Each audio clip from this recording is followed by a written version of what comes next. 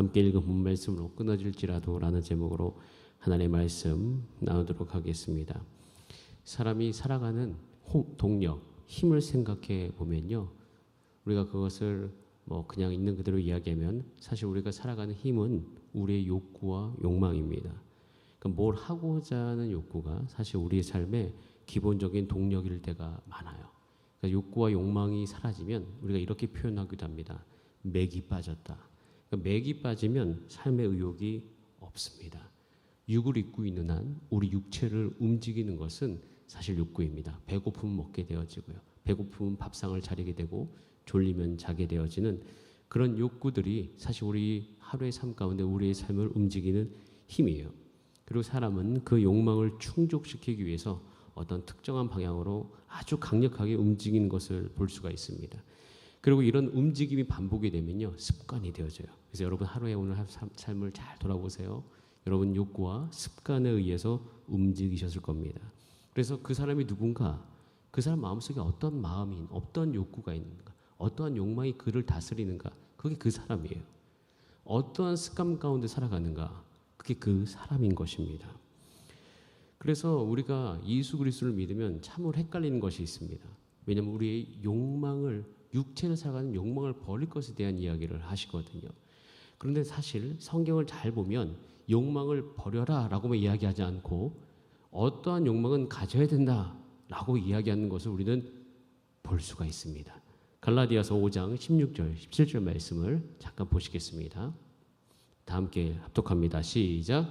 내가 이르노니 너희는 성령을 따라 행하라. 그리하면 육체의 욕심을 이루지 아니하리라.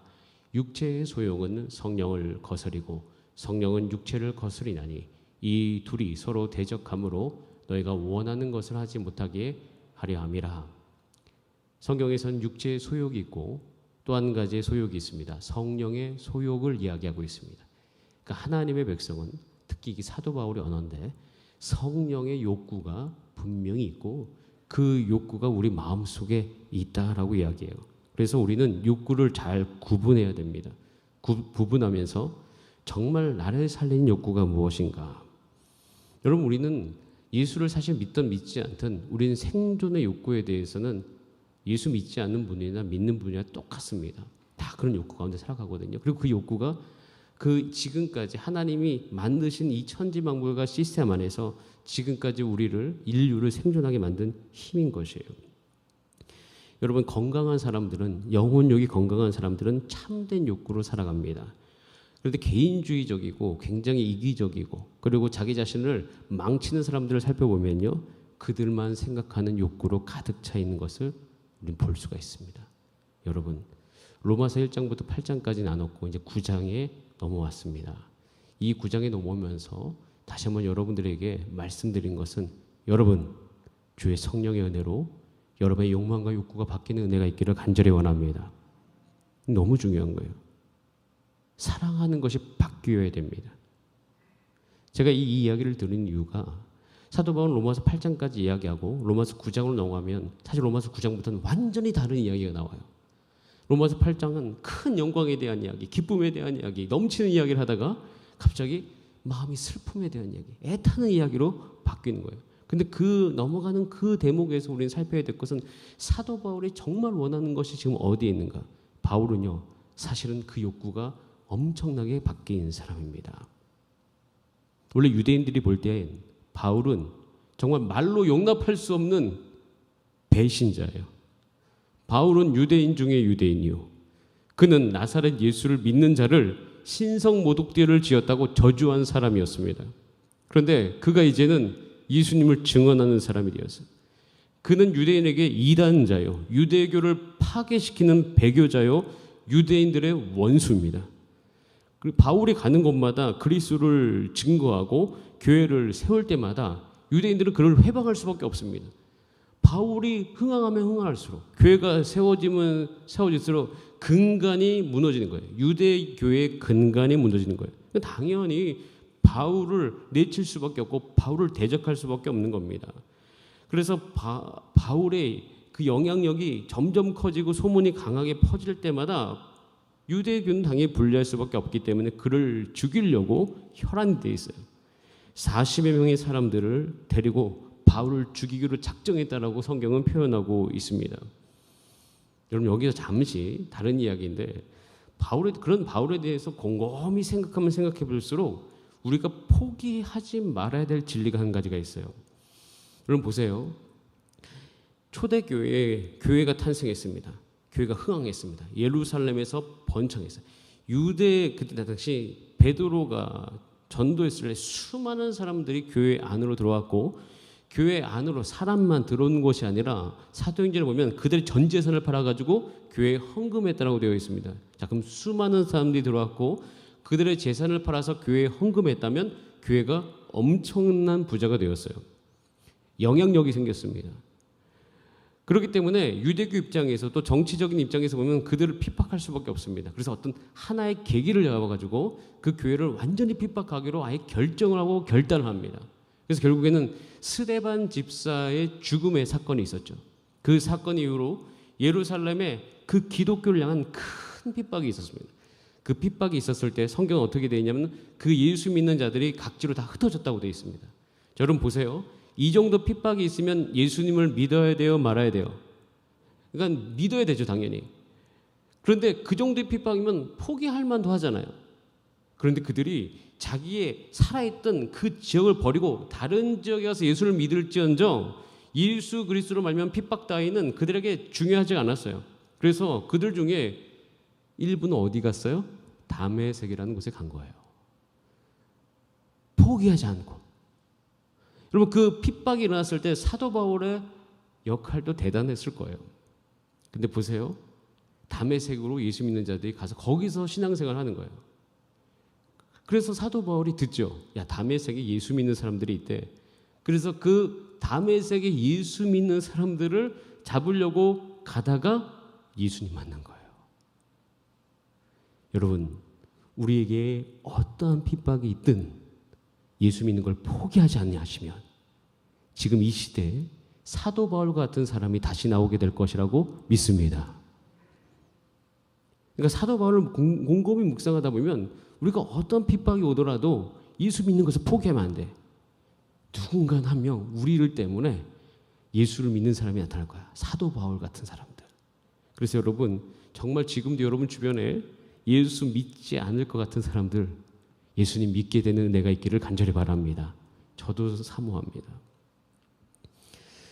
예수 믿는 사람들을 핍박하면 핍박할수록 예수 그리스도를 더 믿는 사람들이 많아졌어요. 그런 과정 가운데 바울도 예수님 만났어요. 큰 은혜죠. 다메섹에 가는 그 도상 길가에서 예수님을 만났어요. 그리고 그 예수님을 증언하기 시작했습니다. 당연히 바울은 유대교에 큰 영향력이 있었던 사람이기 때문에 증거할수록 예수님을 증거할수록 당연히 위험을 경험할 수밖에 없었습니다. 그러나 서신서를 읽어보면 그 어떤 곳에서도 그 유대교를 맞서지하고 있는 것을 보게 되어요. 그리고 도리어 오늘 읽었던 본 말씀의 1절의 고백을 하게 되어집니다. 자, 1절 말씀을 같이 한번 읽어보겠습니다. 1절 시작. 내가 그리스도 안에서 참말을 하고 거짓말을 아니하노니 나에게 큰 근심이 있는 것과 마음에 그치지 않는 고통이 있는 것을 내 양심이 성령 안에서 나와 더불어 증언한다 라고 되어 있어요. 이 사도 바울의 참 마음에 보이지 않습니까? 내가 참말을 한다. 근심과 고통이 나에게 있다. 누굴 향해서? 동족을 향한 거예요. 그리고 그 마음이 진짜 있다. 그 마음을 어떻게 표현해? 내 양심이 성령과 더불어 증언한다. 저는 이 마음을 향해서 질문합니다. 어떻게 사도 바울이 이 마음을 가졌을까? 그러면서 예수님과 모세가 떠오르기 시작했어요. 예수님과 모세도 동일한 고백을 했던 것을 우리 성경에서 살펴볼 수가 있습니다. 이미 사도 바울은 어찌 보면 그의 주인이신 예수 그리스도의 마음을 닮아간 것일 수도 있습니다. 예수님의 마음이 그에게 있는 거예요. 왜냐하면 예수님도요. 누가복음 19장 41절부터 44절까지 이 바울하고 동일한 고백, 비슷한 고백을 하는 것을 보게 되어지고 그 비슷한 고백을 할 때쯤 어떤 상황이냐면 예수님도 결국에는 자신을 죽일 예루살렘을 향하여서 그러니까 예루살렘에 들어가면 예수님은 그 예루살렘에서 죽임을 당합니다. 죽임을 당하는 그 순간에 예루살렘을 향해서 어떤 마음을 가지고 계신지 우리 잠깐 볼까요? 누가복음 19장 41절 44절입니다. 함께 읽겠습니다. 가까이 오사 성을 보고 우시고 이르시되 너도 오늘 평화에 관한 일을 알았더라면 좋을 뻔하였거니와 지금 내 눈이 숨겨졌도다. 날이 이를지라 내 원수들이 토둔을 쌓고 너를 둘러 사면으로 가고 또 너와 및 그 가운데 있는 내 자식들을 땅에 메어치며 돌 하나도 돌 위에 남기지 아니하리니 이는 내가 보살핌 받는 날을 알지 못함을 인함이니라 라고 되어 있어요. 예루살렘 성을 보고 우시는 예수님의 모습, 나를 죽일 자를 위해서 우시는 예수님의 모습, 그러면서 마음속에는 그 예루살렘이 하나님의 평화에 대한 샬롬에 대한 일을 알았더라면 너무 좋았을 거다라고 하면 그 마음의 진심, 그 예수님 마음을 드러내십니다. 지금 바울 오늘 로마서 9장 1절에도 예수 그리스도와 같은 마음이 있는 거예요. 동족이 자기 자신을 죽이려고 합니다. 근데 그 동족을 향해서 어떤 마음이 있어요? 그들이 예수 그리스도를 알아야 되는데 라는 그 마음이 있는 거예요. 여러분, 모세도 마찬가지입니다. 모세도 이 마음을 가지고 있었어요. 출애굽 당시에 모세가 율법을 받기 위해서 호렙산에 올라갑니다. 호렙산에 올라가는 동안 모세가 하도 내려오지 않으니까 이제 백성들이 그 산 아래에서 불신앙의 큰 죄를 짓게 되어지죠. 모세가 산 아래 내려왔을 때 이미 그들은 금송아지를 만들어 놓은 거예요. 그것이 하나님이다라고 이야기하면서 그에게 경배하고 있는 모습을 봅니다. 그때 모세가 이렇게 이야기해요. 출애굽기 32장 31절 32절 함께 읽겠습니다. 모세가 여호와께로 다시 나아가 여짜오되 슬프도소이다. 이 백성이 자기들을 위하여 금신을 만들어 싸우니 큰 죄를 범하였나이다. 그러나 이제 그들의 죄를 사하시옵소서. 그렇지 아니하시오면 원하건대 주께서 기록하신 책에서 내 이름을 지워버려 주옵소서. 모세도요 이 마음을 가져요. 그들의 죄. 모세가 엄청 노합니다. 돌판을 깨버리고 너희가 어찌 이럴 수 있느냐 하는 그 분노가 있음에도 불구하고 하나님을 향해서 어떤 마음을 가져요? 주여 이들을 용서해 주시옵소서. 혹시 그렇지 아니하시면 원하건대 주께서 기록하신 책에서 내 이름을 지워버려 주시옵소서. 큰 고통, 큰 번민이 있어요. 바울과 예수님, 모세의 공통점이 무엇일까요? 우리는 그것을요 로마서 8장하고 9장을 같이 읽어보면 느낄 수가 있어요. 그 공통점이 무엇인지. 저는 그 공통점이 우리의 삶에서 우리가 사모해야 될 우리의 모습임을 우리는 발견합니다. 로마서 8장에서 사도 바울은 영광을 경험합니다.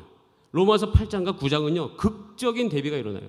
그래서 어떤 성경학자는 9장과 11장은 거기에 삽입된 거다 뭐 이런 이야기를 하는데 전혀 그렇지 않습니다. 오히려 그 대비 속에서 드러내시는 하나님 아버지의 마음이 있어요. 8장은요 사도 바울이 감격에 겨워서 하나님의 사랑을 노래합니다. 그 어떤 피조물이라도 하나님의 사랑에서 우리를 끊을 수 없다라고 이야기하면서 누가 우리를 대적하겠냐 하면서 하나님은 우리를 위하시는데 누가 우리를 고소하겠느냐. 의롭다 하신 분은 하나님이신데 누가 우리를 정죄할 수 있느냐. 우리를 위해 중보하신 분이 계시는데 우리가 어떤 환경 속에서 이길 수 없겠느냐라고 이야기하면서 그 영광을 이야기해요. 그 영광을 사도 바울은 매일매일의 삶 가운데 경험했습니다. 하나님의 진짜를 경험합니다. 예수님도 마찬가지예요. 예수님도 살아계신 하나님 아버지의 삶, 그 모든 하나님 아버지와 동행하면서 하나님의 영광을 경험하면서 그 공생애를 보냅니다. 모세요 호렙산에 올라가서 하나님의 영광을 보고 왔어요. 하나님이 임재하시는 것, 하나님이 말씀하시는 것, 하나님이 얼마나 지금 출애굽한 이스라엘 백성을 사랑하시고 그들을 어떻게 이제 앞으로 이 광야에서 걷게 하실지 하나님이 그들에게 언약을 주시며 그들의 삶 가운데 그들의 길을 분명히 보여주시기 위해서 율법을 주셨습니다. 영광을 경험했어요. 제가 사도 바울이 어떻게 로마서 9장 1절에 마음을 가졌는가 살펴보면 하나님의 영광을 그가 경험했기 때문이에요. 하나님의 영광을 그 삶 가운데 넘쳐 흘렀기 때문인 것이에요. 여러분, 우리도요. 제가 이 말씀을 묵상하면서 제 스스로에게 질문을 받습니다. 너는 예수 믿지 않는 동족을 위해서 얼마나 많은 번민을 해보았느냐라는 거예요. 사도 바울도 마찬가지고 예수님도 마찬가지고 모세도 마찬가지입니다. 하나님을 알았습니다. 날마다 하나님의 그 영광을 경험합니다. 그게 너무 좋은 것을 아는 거예요. 그런데 내 동족은 거기로부터 너무 거리가 멀리 있는 거예요. 내가 이 영광을 경험하면서 동시에 동족이 거리가 먼 것을 동시에 느끼니 그 속에서 잉태되어지는 것이 그 동족의 구원을 향한 번민, 그 동족의 구원을 향한 고통, 그것이 자기 안에 잉태되는 것을 그는 경험합니다. 여러분, 우리 교회가 정말 예배 가운데 하나님의 영광을 경험한 여러분들 마음속에 이 동일한 번민과 고통이 잉태되기를 바랍니다. 이것이 우리의 삶의 소원이 되기를 원합니다. 이 번민과 고통은요, 사실 우리가 구하기가 힘든 거예요. 그런데 이 로마서 9장에 이르렀을 때는 제 마음속에 바뀌는 것이 있어요. 하나님 나라의 확장은 이 마음을 가진 사람들을 통해서 확장되어진 것이구나. 그래서 그 안에는 욕구죠. 욕망이죠. 참된 욕망이에요.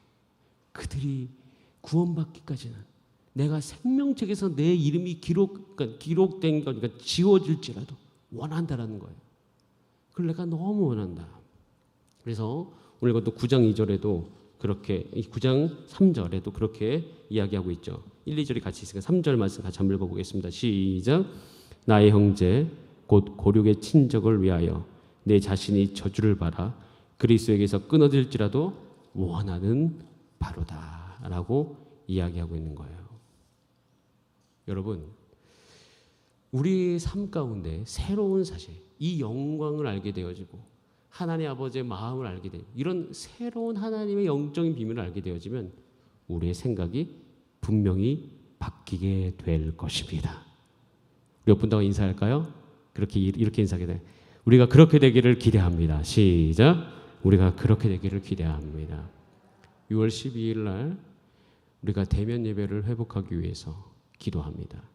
그런데 원한다고 바란다고만 되는 것이 아니라 우리 마음속에 이 마음이 잉태되기를 소원합니다. 제가 한 영상을 보여드리겠습니다. 이 영상은 물론 전도에 대한 영상은 아닌데 좀 저에게 새로운 인사이트를 줬고 이런 생각을 새롭게 함으로 말미암아 새로운 인생의 목표가 생길 수 있구나라는 영상이에요. 같이 한번 3분 정도 되는데요. 이 영상을 보고 말씀을 좀 마무리하도록 하겠습니다. 1년 3개월 정도밖에 남지 않았습니다.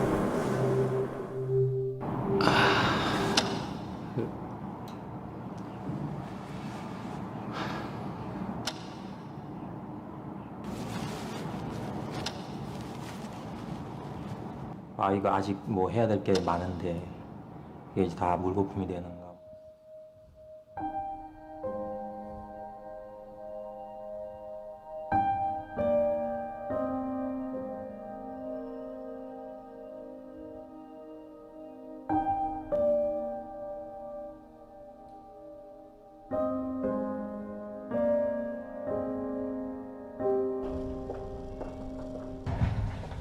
요즘 많이 아프시죠?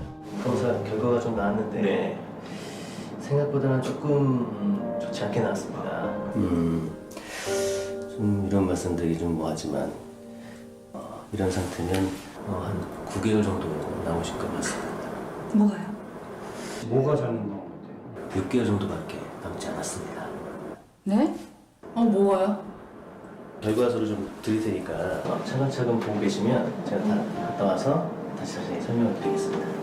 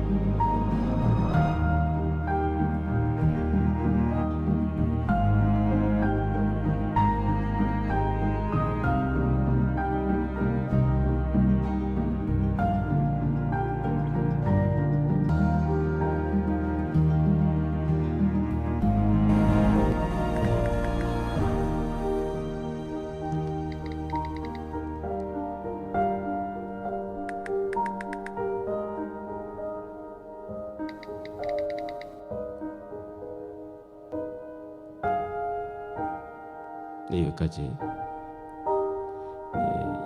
이게 어떤 영상이냐면 이제 건강검진 받을 때 이제 조사를 했는데 이제 뭐 건강검진 6개월, 1년 뭐 남았다는 것은 사실 뭐 생명이 그렇게 남았다는 것이 아니라 가족과 함께할 시간 뭐 얼마 이렇게 남은 것인데 이것을 처음 받았을 때 그들의 생각이 어땠을까요? 완전히 새로운 인식이었습니다. 한 번도 그렇게 생각해 본 적이 없는 거예요. 내가 지금 시간을 어떻게 보내고 있는데 시간을 보내는 건 아는데 내가 평생을 살아가는 것에 있어서 가장 소중한 것으로 보낼 수 있는 시간이 정말 별로 남지 않았다는 새로운 인식. 사실 저도 마찬가지입니다. 그런 인식을 잘 못하고 살아갑니다. 여러분 사도 바울의 이 말을 볼 때 사도 바울은 확실하게 한 가지를 인식했습니다. 모세도 마찬가지고 예수님도 마찬가지. 자기 인생을 정확하게 알았어요. 그리고 그 인생에 있어서 내가 경험한 하나님, 그리고 내가 전해야 될 대상이 있는 것, 그리고 내가 남은 시간들을 보니 그 마음에 애가 타는 거예요. 사실 저도 이 영상을 처음 봤을 때 가족에 대한 새로운 마음이 생겼습니다. 사실 저도 가족과 시간을 보내는 게 참 쉽지 않은데 그 애가 타는 마음, 그다음 미안한 마음, 그리고 이렇게 하면 안 되겠다라고 생각하는 마음들, 이 마음들이 복합적으로 제 안에 들기 시작했습니다. 우리 성경을 바라볼 때도 그럴 수 있습니다. 사도 바울이 이야기한 내가 예수 그리스도로 말미암아 하나님을 경험했던 그 영광, 그것과 내가 내 사랑한 동족을 향한 내 마음, 동족이 그렇게 나를 비방하지만 그들을 생각할 때 그들은 내 이 영광을 경험하기 위해서 예수님을 알아야 되는데 그거에 대한 애가 타는 마음, 그것이 같이 느껴지면서 내가 앞으로 어떻게 살아야 되겠다라는 새로운 마음이 들기 시작하는 거예요. 그럼 이것이 주의 성령 안에서 우리의 욕구가 바뀌는 거예요. 마음이 바뀌면 어떻게 되는지 아세요? 생각이 바뀌죠. 내가 가장 소중한 것을 위해서 지금 내려놔야 될 것이 무엇인지, 포기해야 될 것이 무엇인지, 이것에 대해서 생각을 해볼 수가 있는 것입니다. 여러분 로마서 9장부터는 사실 여러분 제가 이제 로마서에 관련된 설교를 저도 설교학을 전공하고 있거든요. 대학원에서 지금 박사과정을 설교학으로 있는데 설교에 대해서 그럼 연구하지 않습니까? 그러면 어느 본문이 가장 많이 설교가 되고 또 어느 본문이 가장 많이 설교가 안 되는지를 알 수 있지 않습니까? 로마서 9장부터 13장까지 설교가 별로 많지 않아요. 왜일까요? 사실은 로마서 이 9장부터의 설교를 읽다 보면 우리의 마음이 답답해지는 게 느껴져요. 두 가지 문제입니다. 마땅히 해야 될 것 앞에서 하지 못하는 내 자신을 발견합니다. 우리 인생에서 가장 소중한 것을 대하는 모습과도 똑같합니다. 그래서 그렇기 때문에 당연히 해야 될 것 아는데 하지 못하는 내 자신을 발견할 때 우리의 마음은 갑갑해요. 우리의 마음은 답답합니다. 그런데 참 신기한 것은 사도행전의 끝을 보면 사도 바울에게 그 마음속에서 배울 것이 있어요. 사실 사도 바울도 늘 예수 그리스도의 구원의 복음을 전하기를 원하는 마음속에서 계속 방해물을 만납니다. 그리고 로마로 가기를 원하는 마음속에서 로마로 가지 못한 현상들이 계속 일어납니다. 그런데 바울은 끝까지 그 하고자 하는 마음을 잃어버리지 않아요. 그래서 주변에서 다 말리거든요. 원래 로마로 가려고 할 때. 근데 사도 바울 어떻게 해요? 갑니다. 너 가면 죽는다? 갑니다. 여러분은 로마 사도행전 8장에서 빌립 집사 혹시 기억하십니까? 사도행전 읽어보시면 빌립 집사 있을 거예요. 빌립 집사는 대단한 사람입니다. 전도 여행을 엄청나게 많이 했어요. 하다가 이디오페 내시도 복음 전도했습니다. 근데 그 사람이 나중에 사도 바울을 말려요. 너 로마 가지 말라고. 이럴 정도로 말리는데도 불구하고 사도 바울은 가게 되어지는 거예요. 여러분, 우리의 마음이 하나님의 은혜로 거기까지 이르게 되기를 소원합니다. 그래서 우리는 이 말씀이 우리 삶에 말하게 하고 이 말에 우리가 어떻게 응답할지를 결정하시면서, 그리고 그 응답은, 여러분의 응답은 곧 서울제일교회의 미래가 될 것입니다. 이 말씀에 대한 응답이 우리 가운데 구체적으로 우리 삶 가운데 드러나기 시작할 때 서울제일교회 앞으로의 생각은, 형태는 저는 바뀌게 될 거라고 확신합니다. 그래서 이 말씀이 우리 가운데 주어진 거예요. 그래서 지금부터는 우리는 이 말을 적으면서 기도할 때 하나님 성령의 소욕이 내 마음속에 일어나게 하여 주시옵소서. 주의 영광을 경험하자면 나만 경험한 것이 아니라 내 주변 사람들도 이 영광 가운데 들어오게 하는 그 마음의 원함이 내 안에 있게 하여 주시옵소서. 그래서 그 하나님을 더 깊이 알아가게 해 주시고 그러면서 내가 남은 자로서 이 세상을 어떻게 살아갈 것인가 그것을 고민할 수 있는 성숙한 그리스도인이 되게 하여 주시옵소서. 이렇게 함께 기도하는 저와 여러분이 되기를 간절히 원합니다. 우리 다 함께 기도하시겠습니다.